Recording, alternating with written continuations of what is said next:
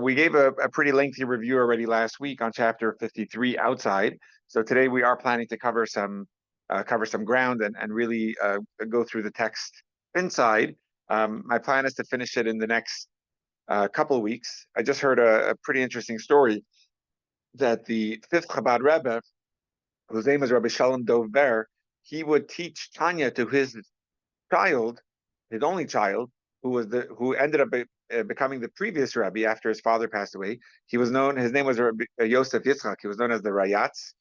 Um, and when it came time to study together, chapter 53, in advance of the study, his father told him that he should study, research, and learn all the different services that the Kohanim would offer in the temple, and also study at length the service that the Kohen Gadol would have to do in the temple. So we went through that in the Torah portion a few weeks ago, in the Torah portion of Achrei, which was going through the service of the Kohen Gadol.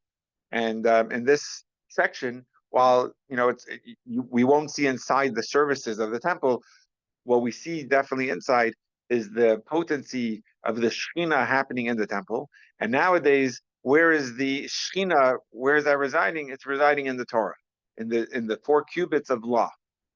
And therefore, the point of one of the main points, as we discussed last week, was through our study, what was the way a Jew would connect to God in the olden days. In the first temple, when it had the ark and the 2 sets of the tablets that were engraved with the 10 Commandments by God, and the in the first temple, and in the second temple, even after that was hidden, but nonetheless, in the Holy of Holies, there was the Shekhinah, which was the nerve center, the energy room, the headquarters, the brain of the world, and in every spiritual world, all the way from the top, which is Atzilus, all the way to our world, there is the Chachma, which is the wisdom, the Torah of that world, and the Shekhinah, which is the way that wisdom, that will of God is coming through, is through the world, through the level of Malchus. And in every world, you can connect with that Shekhinah, with that divine presence, with that energy of God.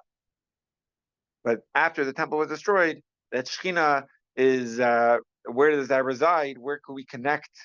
That's through the Torah. The studying of Torah and the fulfillment of mitzvot is our way of tapping into the Shekhinah and God's infinite wisdom and light to be present in us. That was the main point. But as we'll see as we go through the chapter, it's quite a deep one, actually rather short. So I'm hoping that. Oh, and one of the points was that I wanted to share that the fifth Chabad Rebbe took him 3 weeks to get through the chapter 53 with his child, the previous Rebbe. Now, no way to compare our study with the studies of a Rebbe, but also similar to that, my plan is to finish it in 3 weeks. So last week we did quite a thorough review outside. This week and next week I would like to do it inside, and then a summary, and we'll do that over the next 2 weeks. So altogether, finish the chapter 53 in 3 weeks. Interesting, just based on that schedule, the for those that study Chitas, which is a daily portion of Chumash, a daily portion of Tanya, and a daily portion of Tehillim, what's interesting is we finish the Tehillim every month. We do a few chapters of Tehillim, Psalms a day, and by doing that, we finish Tehillim once a month. By the Chumash, we finish every Torah portion every week. We study an Aliyah a day. There's 7 Aliyahs in the week and 7 days in the week. So every week we finish a Torah portion, thereby concluding the entire Torah every year. And the Tanya, we also finish it every year, not on Simchas Torah like we do with the Chumash part, but we finish it on the 19th of Kislev, is when we start the new cycle of Tanya. But the Tanya, as we've mentioned several times, is actually divided into 5 sections. The biggest and most fundamental section is the one we are concluding next week, the 53 chapters of the book of the Beinani, the Sefer Shel Beinani. But there's 4 other sections. It's just interesting to note that in the daily study of Tanya, which begins on the 19th of Kislev, which is somewhere in the late November or early December usually, by Shavuot is when we conclude the first section of Tanya based on the daily study of Chitas. So for those that are studying Chitas every day, when it comes the end of May this year, on the holiday of Shavuot, which is on a Friday this year, on May 26th, we'll already be studying the next section of Tanya, which in our once a week study that we have in our Wednesday morning, we'll be studying that section on Wednesday morning starting in June. So just to explain that again, we're just aligning ourselves with the conclusion of the 53 chapters together with the Chitas, the daily study of Tanya. The only difference is it took us around 4 years to get through these 53 sections. And for those that are studying it daily, it took them around 4 months to get through the 53 chapters. All right, so that's just a little bit of a Chitas plug. But now we'll go through inside, and it's on. If you're looking in the book, it's on page 669. If you're looking in the Kindle, it's going to be on page, well, not a page. I'm just going to pull that up in a moment. Okay. Any questions before we go inside? Yeah, I just heard that. So is Maimonides studied every 3 years or something? So that's another very good question. So Maimonides actually has 2 cycles of how it's studied, really 3, but just to answer your question directly, the Rebbe wanted every Jew to study Maimonides. So there's 2 cycles. There's one cycle that actually studies 3 chapters of Maimonides a day. And by doing it that way, you'll actually conclude the entire Maimonides, which is called the Yad HaChazaka, the 14 volumes of the Mishnah Torah of the Rambam, in a year, 11 months and maybe 3 weeks or something, and just around 11 and a half months. But there's another cycle that studies a chapter a day. So the first cycle studies 3 chapters a day and finishes in a year. The second cycle studies a chapter a day and thereby finishes in 3 years. And we just finished that 3-year cycle last week. So for those that are interested in getting on the Rambam bandwagon, now is an amazing time because, first of all, the laws at the beginning of the Rambam are just incredible, very, very fundamental. And it's studying a chapter a day, and there's so many opportunities of how to do it. There's an amazing app that called the Rambam app that gives you either audio or videos a day, and you just click on your cycle of 1 chapter a day, and it gives you an amazing opportunity literally on your fingertips to just go through it has text and it also comes with audio, and you have different teachers, and you could choose which teacher that you want to listen to, and it's an amazing way. The Rambam app? Yeah, I think so. Okay, thanks. Let me. Yeah, it's gonna look like, I don't know if you could. It actually has a picture of the Rambam. You see that one over there? Yeah, that's a picture of the Rambam, and it's called the Rambam app. Exactly, definitely a good app. The app crashed on the day that the new Rambam cycle was starting, because so many people were downloading it. They were really overrun with, but they fixed it, and it's good to go. Okay, so wait, there's also the mitzvah. Oh, so then there's another cycle that is the daily mitzvah. So the Rambam, besides for his magnum opus of Mishnah Torah, he also he listed out the 613 mitzvot of the Torah. And there's another cycle that is, instead of studying the Rambam inside in the text, you study the daily mitzvah of the day, and it goes in line with the cycle, and you go through the 613 mitzvot throughout the year. Thank you, Shira. Thank you. All right, so we're going to be inside. What is the Shechina? This is chapter 53 on page 669, and I'm going to pull it up on the screen as well.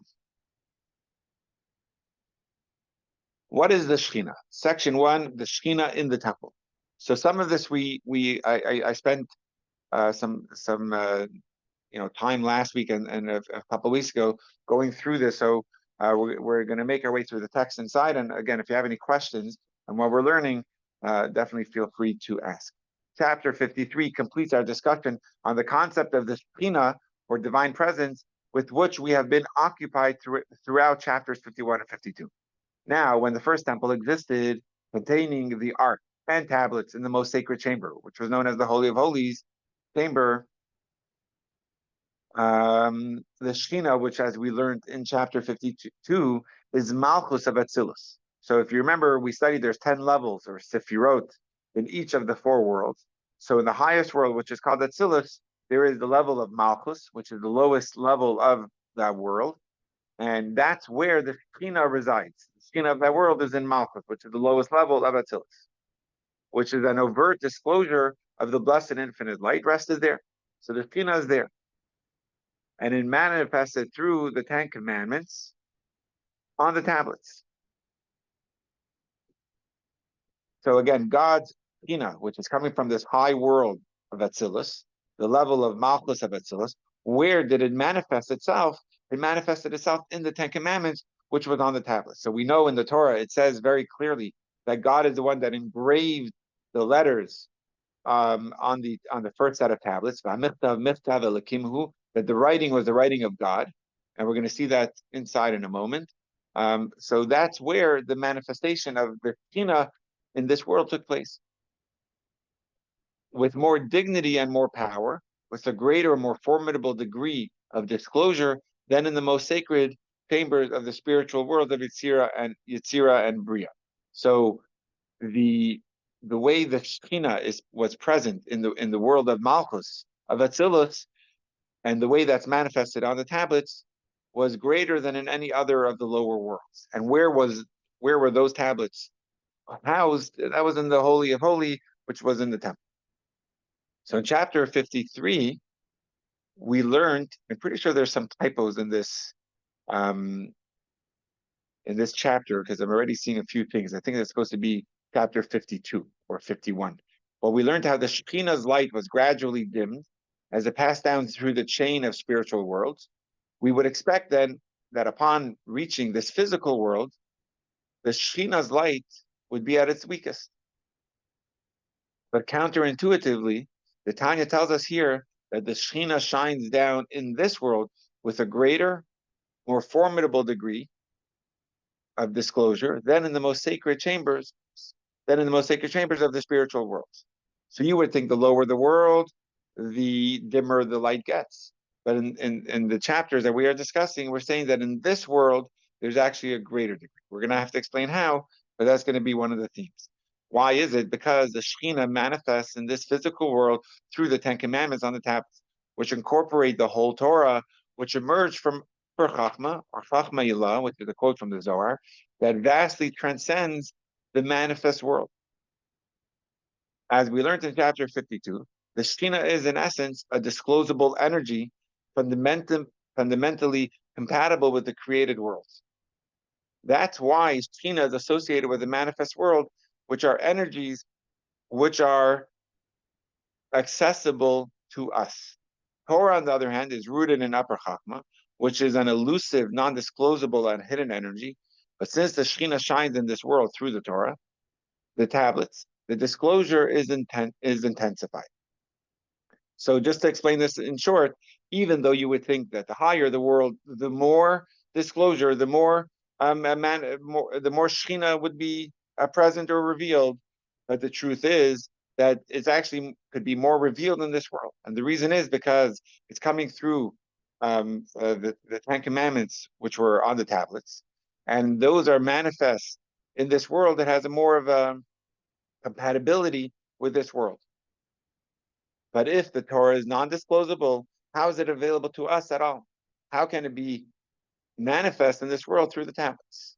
And when this upper Chachma was engraved on the physical tablets of stone, it didn't journey down the chain of spiritual worlds, one step after the other, down to this physical world, because this world functions through the filter of nature. Whereas the tablets were the work of God and the writing was the writing of God, transcending the nature of this physical world. When God personally engraved the tablets, he effectively bypassed the chain of spiritual worlds and manifested upper Chachma in the physical tablets. So just to explain this, the way our world works, they go through a progressive chain in order to get into this physical world. Our world works on a plane of nature. But since the tablets themselves were a manifestation of something miraculous, as I explained last week, that if you looked at the tablets from either direction, you were able to see the writing in the appropriate in the correct way, which means you didn't have to look at it backwards or through a mirror to be able to read it. From either direction you were looking at it, you were able to read it. and it was engraved through and through, which practically doesn't make sense. If it's engraved through and through, it would either work one way or it would work the other way. But in both directions, you wouldn't be able to see the correct writing. That's just the way it would work naturally. But the tablets weren't natural. They were something miraculous. And the reason why they were miraculous was obvious because it was written directly by God, as the verses state. So therefore, it bypassed the chain of worlds. And therefore, the way it was in this world wasn't in a natural way. It was something that were totally miraculous. It's not mentioned here, but there was something else that was totally miraculous in the tablets. I think I mentioned it in our Tanya class several years ago. So definitely not expecting anyone to remember that. But another thing that in the tablets, most of the Hebrew letters were written in the tablets. One of the Hebrew letters is the final mem. Now, a final mem is almost like a perfect box. It's the last, at the end of a word, if you have an M sound, it would be a final mem. Now, the final mem is almost like a box. Therefore, on all four sides, it has to be carved out. If you would do that in a stone through and through, it would actually make a hole and there wouldn't be anything left because you're making a full box. And if it's etched through and through, whatever was in that box would fall out. With me? Yes. Mm-hmm. But it didn't. It was still a final mem in that shape, which again is something that doesn't make sense to us, meaning it's not something that we could fully relate to because we're not able to make that happen. But since the tablets were something miraculous, it bypassed the nature of this world or bypassed the plane of this physical constraints of the world. And in the tablets, you saw the miraculous divine energy of God directly from the world of Atzilus. Any questions on that? Okay. As I'll just pause here and share a little story that I heard.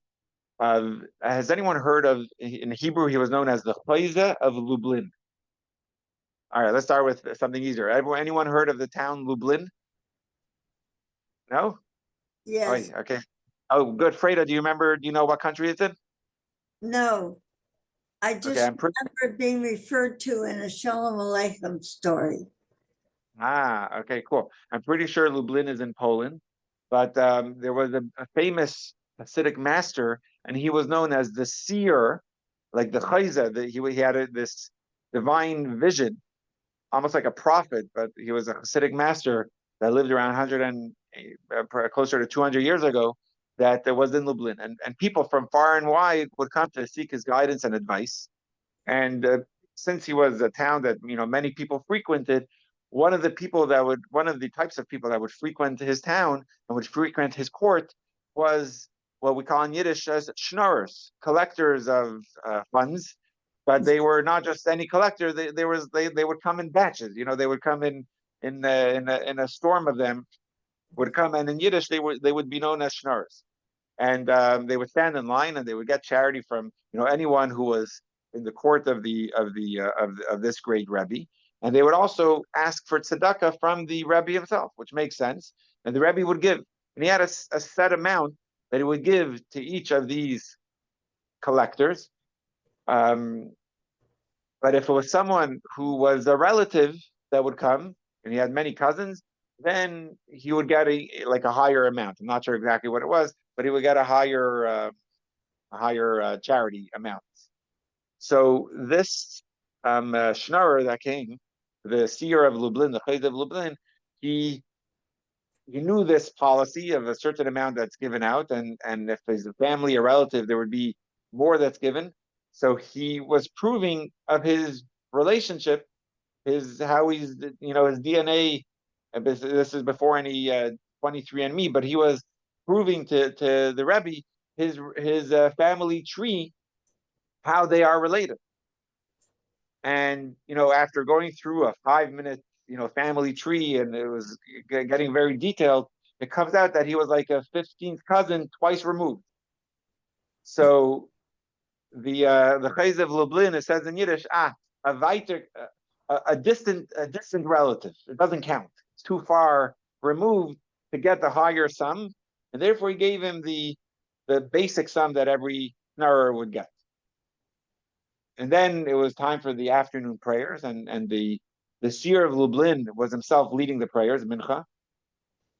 And at the Mincha service, it came time for the repetition. And the first line of the repetition, many of you are familiar with, the Chayz of Lublin is saying the words, Elokei Abraham, Elokei Yitzchak, Elokei Yaakov.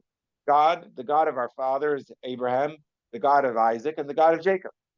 And from the back of the synagogue, the Schnorrer says, they're distant relatives. He counts them out. He says, Abraham, Isaac, and Jacob, they're so far removed from you. So there was a wise comment, a smart comment. And after the services, the seer of Lublin gave him the higher amount for a relative, understanding that if Abraham, Isaac, and Jacob I consider to be so close to me, even though you may be a 15th cousin, you're related to me too, and therefore you should get the increased amount. Smart. So that's the story. But what I'm trying to share with it here is we may look at the Shekhinah, God's divine presence, as going through so many different worlds until it comes here that it may seem so far removed. I have with young dads that, they come to our Hebrew school, and their kids come to our camps. So I created almost like a small. A lot of these dads, they're busy with their careers or their businesses, their practices, and they don't come to shul on a frequent occasion. So I tried to create another way of just staying connected with them and discussions with them. So tomorrow night we're meeting. We call it Scotch and Torah, and it's just a group of around 10 young dads. I think they come more for the Scotch, and I come more for the Torah. But either way, who am I kidding? I come for the Scotch too. It's just it's being recorded, and the chances are my mother is going to be listening to this after today's class, so I have to say it's the Torah. But I'm curious, I want to talk to them because last night a lot of these young dads were here for our lag boom or barbecue. There was a moon bounce, there was a face painter, there was yummy food, and there was a barbecue with a bonfire. And we had a service for Mincha, and Thomas was there, right? You were at our Mincha service yesterday, and Steve, who's in the class today, was there also. And but there was some of these young dads there, and I just turned back once or twice, and they just looked so out of place. So, tomorrow night I want to talk to them and realize that the same prayer that is mine is the same prayer that is yours. And actually, if you look behind us, you actually see one of the young dads praying, but he's good at his prayer. That's Itzik. But in our service, so many of us are not comfortable in understanding the way of prayer, the guidance of prayer. And it's something that we have to work on. It takes work and it takes practice. Actually, one of the classes right now, we're giving a JLI class called Warrior to Warrior. But God willing, next year, one of the classes that I plan to offer to the community, one of the courses through JLI, will be called the Heart of Prayer, and it's really going and understanding the theme of prayer, and then going through the meaningfulness of different prayers, because it's so important as Jews to feel connected, just like Abraham and Isaac and Jacob. We have to work on feeling that connection.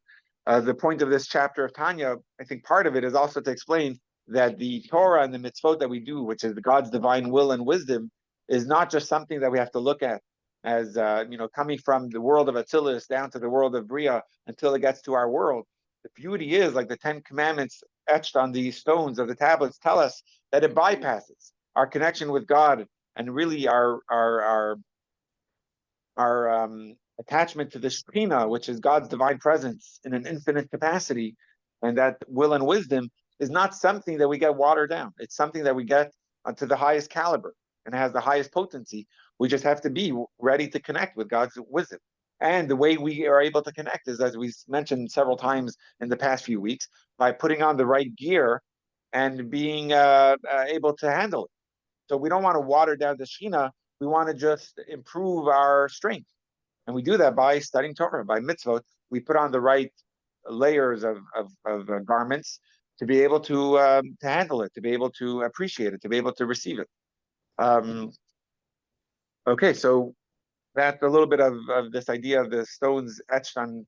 And during my little story there, we had Lynn. You heard my whole story of the Seer of Lublin and Naomi and Ron. So I'm not sure how many of you came in during that story, um, but I hope you were able to catch that. Yeah, Um, heard the story. Thank you. Very Okay, cool. interesting. All right, you're welcome. So we'll be back inside, unless we have any questions before we continue. We're on 670. Shira, does that sound right? Yes. Okay. And I'll pull it back up on the screen as well. Here we go.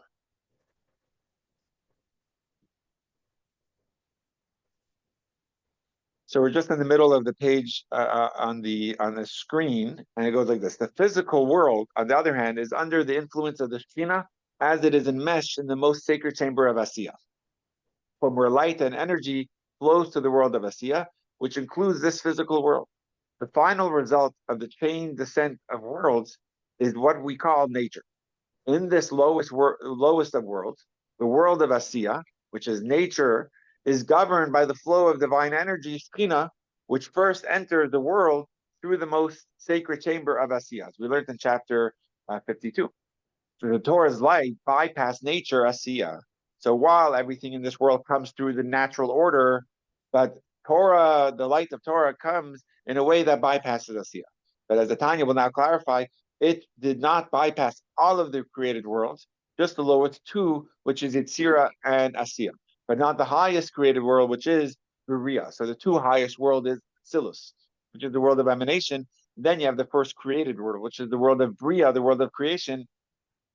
And the Shekhinah, the way it is found in this world, bypasses the next two worlds of Yetzirah and Asiya, and it comes directly from those two higher worlds, which is Bria and of course Atzilus. But upper Chachma of the highest world of Atzilus, which is manifested directly in the Ten Commandments that contain the whole Torah, became enmeshed down the chain of spiritual worlds only as far as Malchus of Atzilus and Malchus of Bria. So you have the Ten Commandments, which is manifest, and that comes into the Malchus, which is the lowest level of the highest world of Atzilus. And then again, Malchus, the way it is in the next world of Bria, but nothing lower. And what we call the Shekhinah that rested in the Holy of Holies in the first temple consisted of them alone, Malchus of Atzilus and Malchus of Bria, united with the blessed infinite light inside. So now we're going to go through the different eras, the different generations of the Jewish people during the first temple era, and the time of the first temple, the manifestation of God's Shekhinah, the way it was found in the temple, in the Holy of Holies, was directly from the world of Atzilus and the world of Bria. While our world is powered by Malchus of Asiya, which is nature, the Shekhinah in the first temple was powered by the otherworldly energy of Malchus of Atzilus and Malchus of Bria. And this light was enmeshed in the Ten Commandments, which were miraculously engraved on the tablets within the ark. So during the first temple era, the Ten Commandments etched on the stone were found in the Holy of Holies.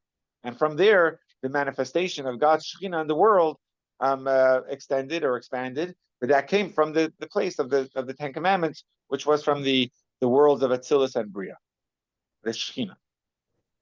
The otherworldly energy of the tablets, which transcended nature, came to light through the miraculous way in which their engraved letters stayed in place.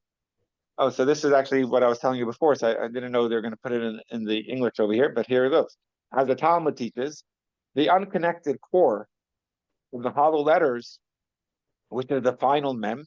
So if you're looking, this would be 671. 671. Thank you. If you're looking at 671, if you're looking inside, you'll see a box over there in the third to last paragraph. That's going to be the final mem. And if you're looking on the screen, it's the second to last line. You'll see a final mem and a samach. Both of them are there's a full circle, a box or a circle. Basically, all edges of the letter is basically written out, and that appeared in the tablets of the Ten Commandments, stood there by a miracle. So the tractate Shabbat of the Talmud tells us that it was a miracle how those two letters were able to stay in place, because it was fully carved out and it was etched through and through, which wouldn't make sense for what's inside to be suspended there. It doesn't, that's miraculous. But that's how they were. And as we continue, the tablets were able to express the energies of Atzil. Oops, let me just go back. The tablets were able to express the energies of Atzilus and Bria because they were the work of the living God, which is the way Moses describes the tablets in the end of his life in the book of Deuteronomy. The term living God referring to Bina of Atzilus, which is the unmanifest world. And as we have learned, Bina of Atzilus takes expression and nests in the world of Bria, as is familiar to those knowledgeable in hidden Kabbalistic wisdom. The above discussion related specifically to the first temple. The Tanya will now address the spiritual properties of the second temple.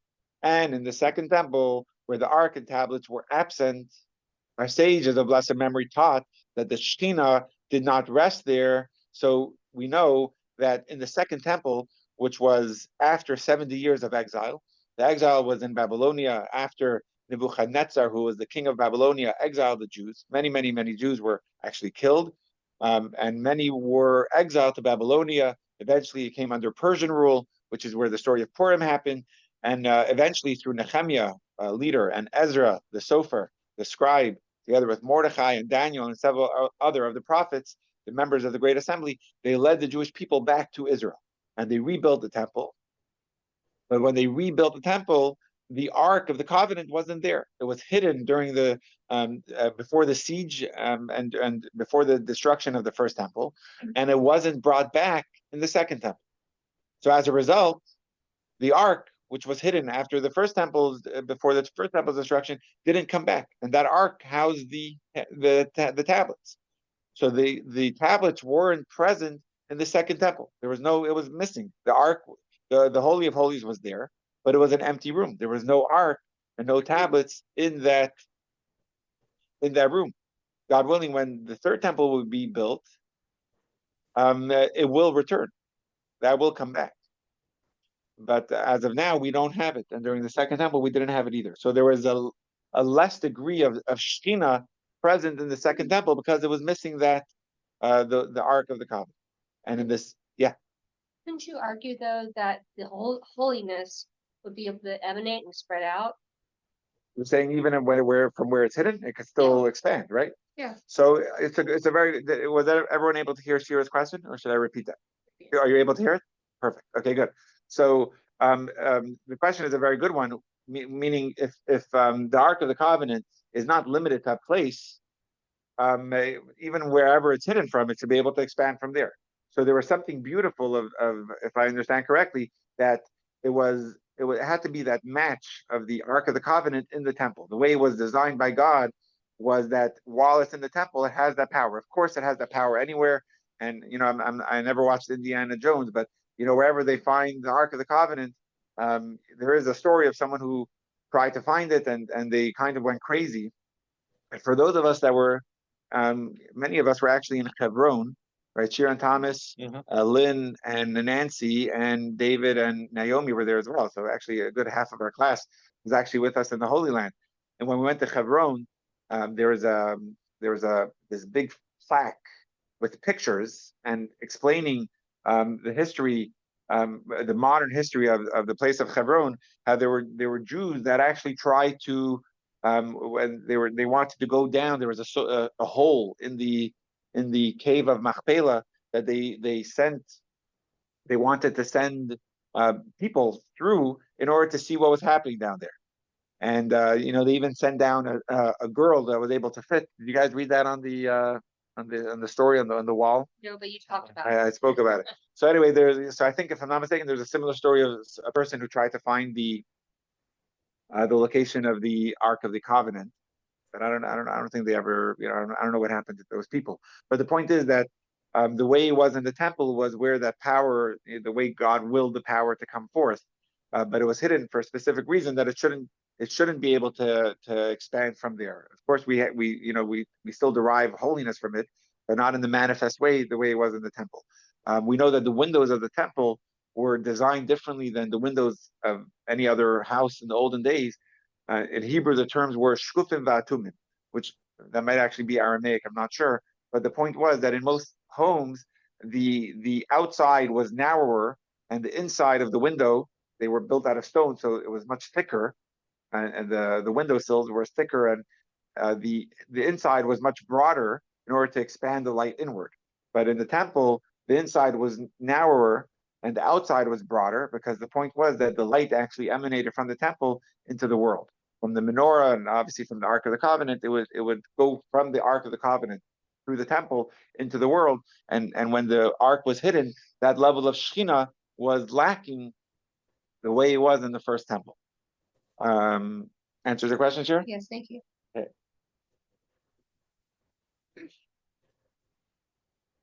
So let's continue with the second temple. We're in the middle of the Kindle page, and in the second temple, where the Ark and tablets were absent, our sages of blessed memory taught that the Shekhinah did not rest there. However, the sages didn't mean to say that the Shekhinah wasn't present at all in the second temple. It was there just on a different degree. Rather, this means that the level of Shekhinah which rested in the first temple wasn't present in the second temple. So the first temple had a higher level of Shekhinah, coming from these higher worlds of Atzilus and Bria, whereas in the second temple, the Shekhinah was there, just not in the degree of the first temple. So it was from the lower worlds, and that's what he's about to explain.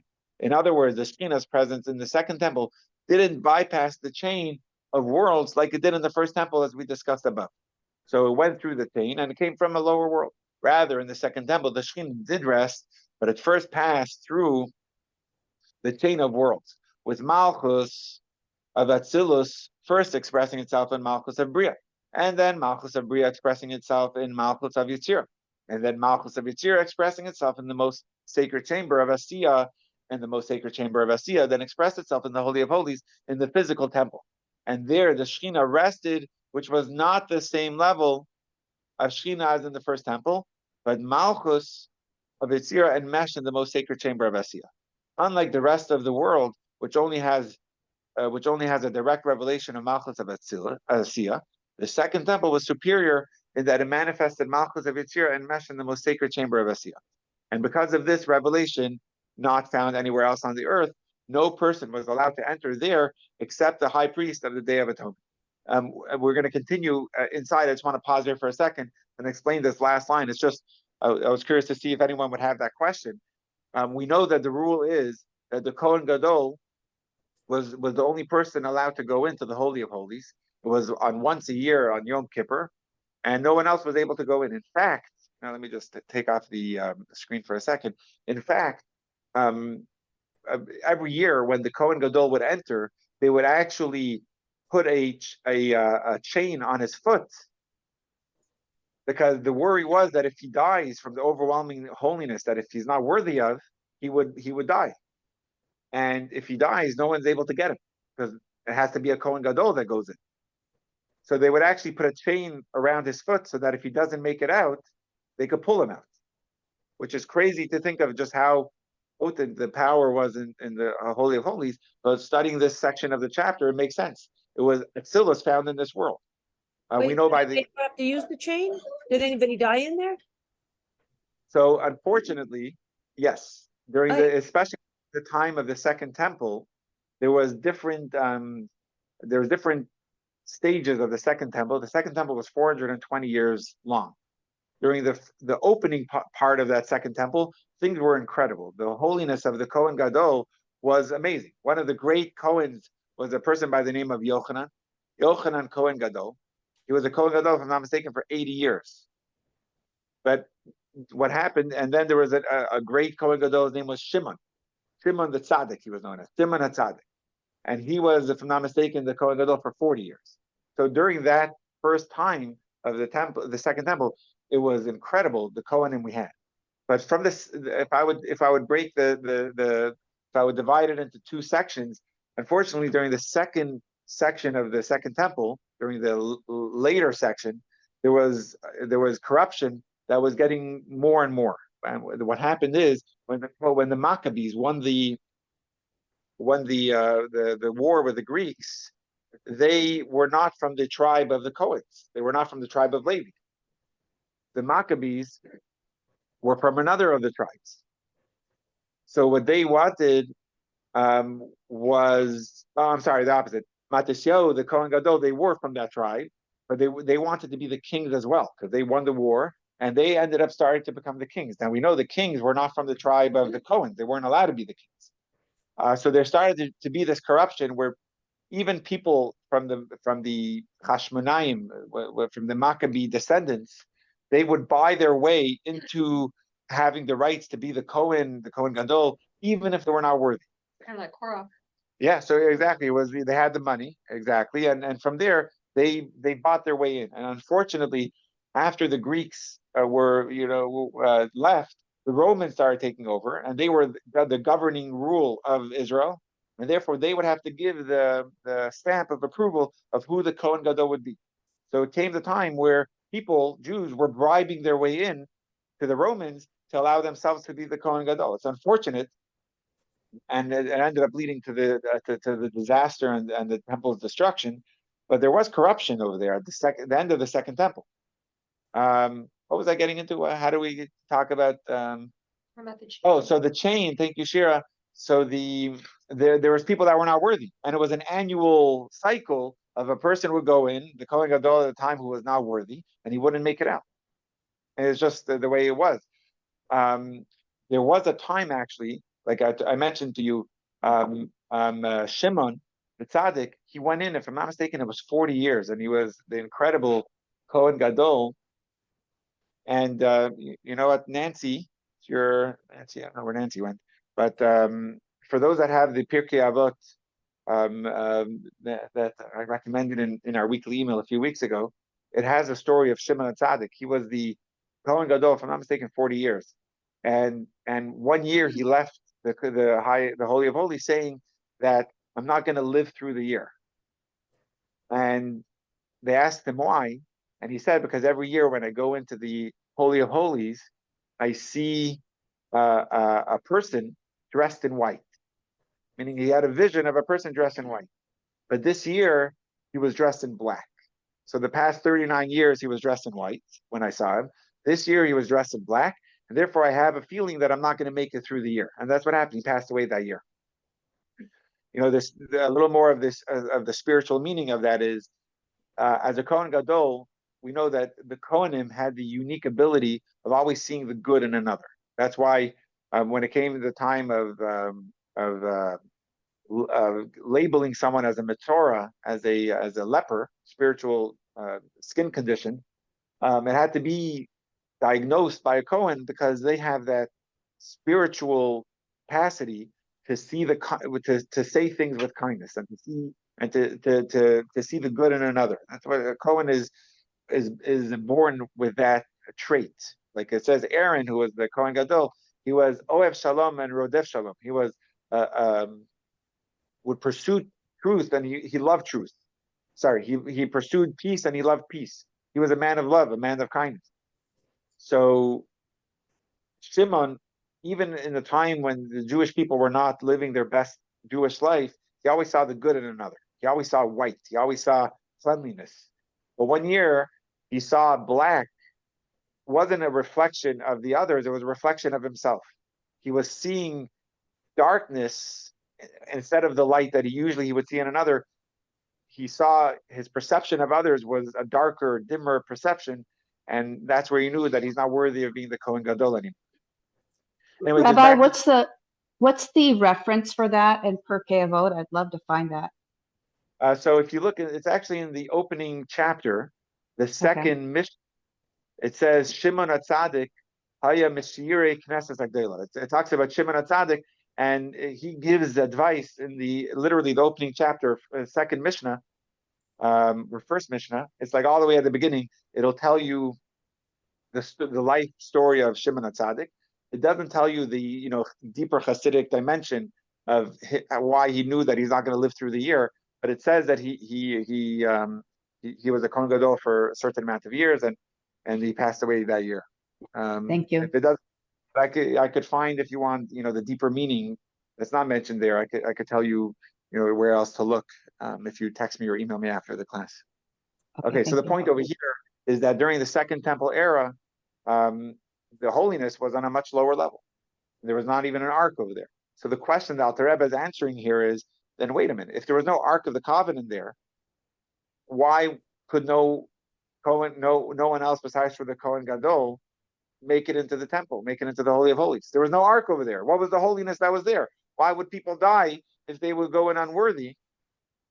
So in the last line that we just read, in the last paragraph, he just answered that question, that even though it wasn't on the level of the first temple, which was from the world of Atzilus and from the world of Bria, but still there was a very high divine light that emanated from the world of Yetzirah that was there.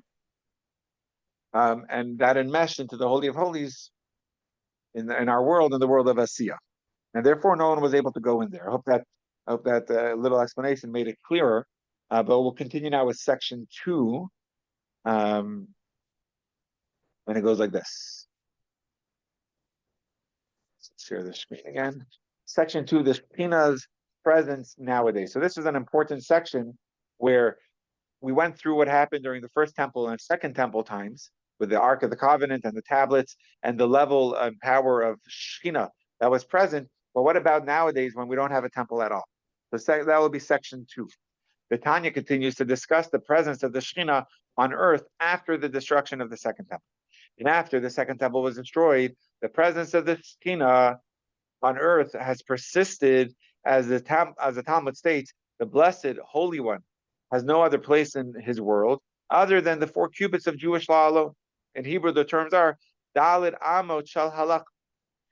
And even if one person sits and studies Torah, the Shekhinah is with him, as stated in the first chapter of Talmud Tractate Brachot.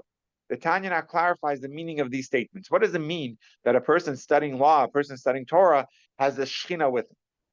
Meaning, this means that through study of the law, the level of Shekhinah present is even lower than in the second temple, a light which has passed completely through the chain of worlds. That light is with him.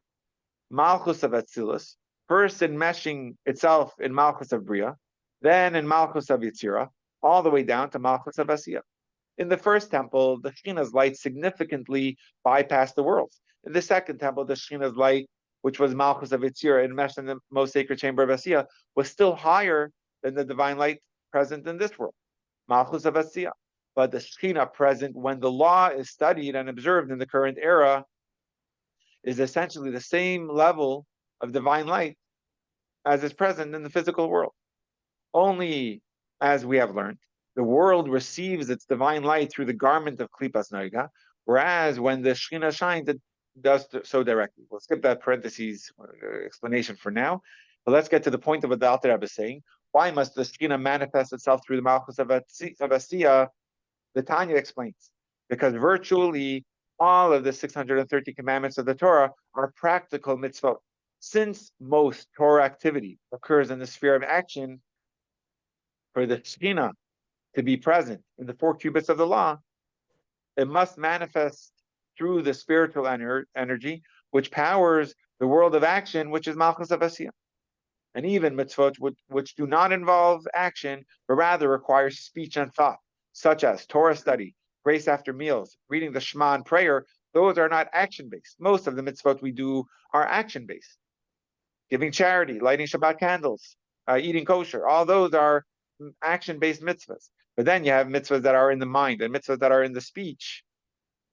And even those type of mitzvahs, we nevertheless see the crucial role of action even there, since we maintain that meditation does not count as recitation, and you don't fulfill your obligation with thought and intention alone until the words come out of your lips. And we maintain that moving the lips constitutes a concrete action.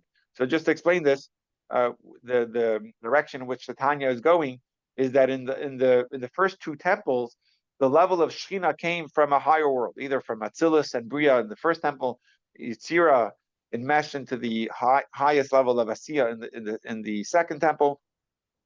But nowadays, it goes through all the way through Malchus of Asiya, which is the lowest level. The reason is because it comes into a place of action, which is what most of the mitzvot we perform are through. It has to be action-based.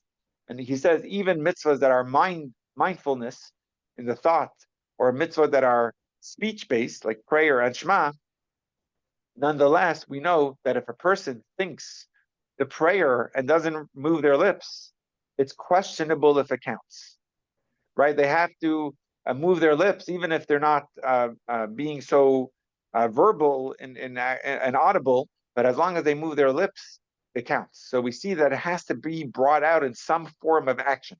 That's actually one of the reasons why many people shuckle, which is the Yiddish word for like shaking or moving when they pray, because it's their way of incorporating their body and the action base of prayer or the action base of Torah study. They're including all their body parts in it. Yes, Lynn. Oh, is your head raised, Lynn? Yeah, sorry. Our internet is down, so I'm doing it on my phone. It's a little slower. So if I'm interpreting this correctly, and you can help me here.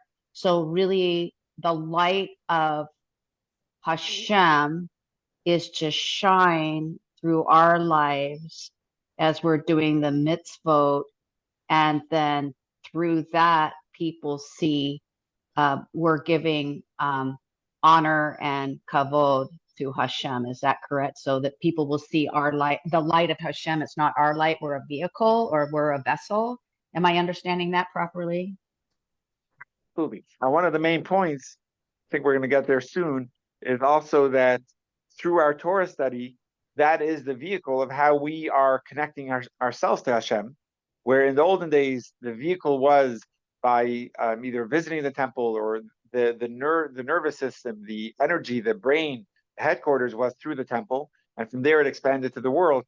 Now that the temple is destroyed, that the headquarters is actually in the Torah. So we could, by connecting ourselves through the Torah, we are directly connecting ourselves with the Shekhinah of God without the Holy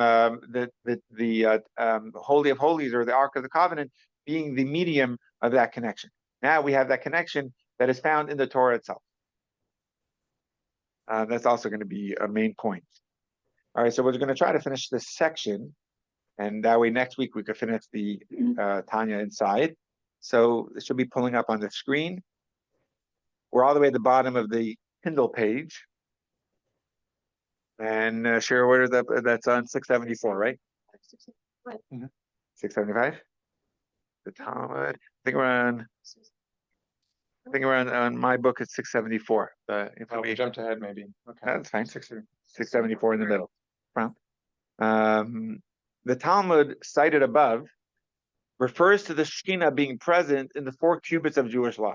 The Tanya now clarifies the specific reference to Jewish law rather than Torah in general. It has to do more with what's in Hebrew known as halacha, which is the law part of Torah. There's many parts to Torah, and throughout Tanya, not so much in the 53 chapters, but in the other sections of Torah, he goes through the importance of the different sections. One of them I find to be fascinating is going to be about the stories of Torah.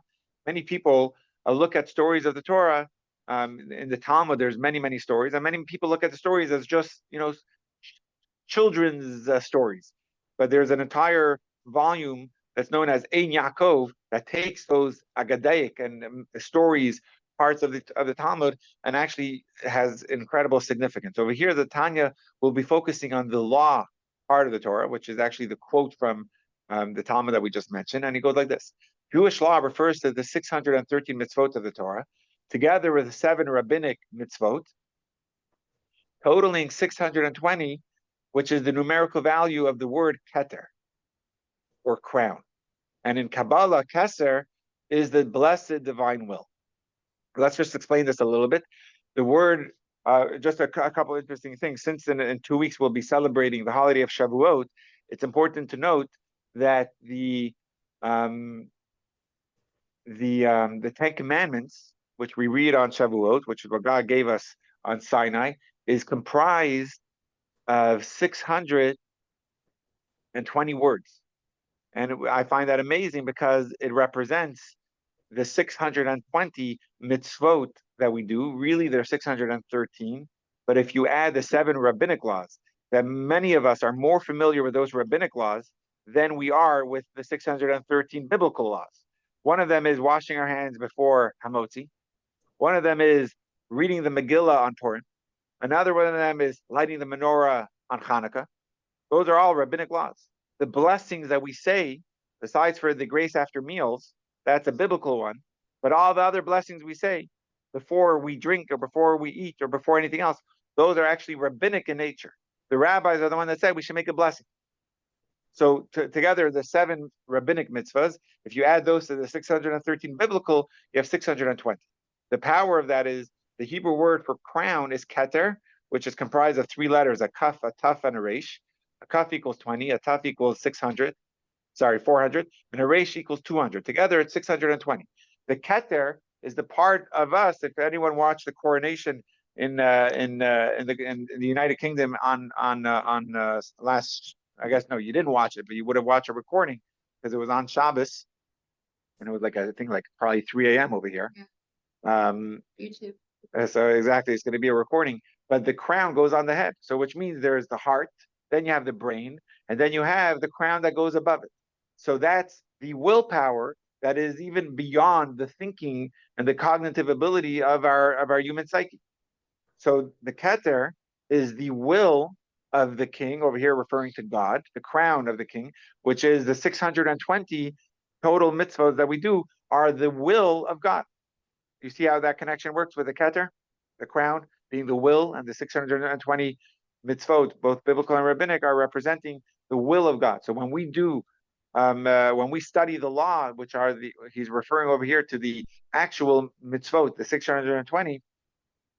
Let's just, I don't think we're going to finish the second section at this point. Okay, we'll have to end over here. All right, we're doing pretty good. So God willing, next week, we will finish the chapter and the Tanya inside. And should remind me next week, but we'll pull out a l'chaim for, even though it'll be in the morning, but definitely a worthy reason for l'chaim. Only Fitzik is here. And for the app that you said, the Rambam app, do we just like pick a rabbi, but are there different rabbis for different levels of Torah knowledge? Yeah, so some, I'll tell you some of the difference, for this, I could stop the recording and we'll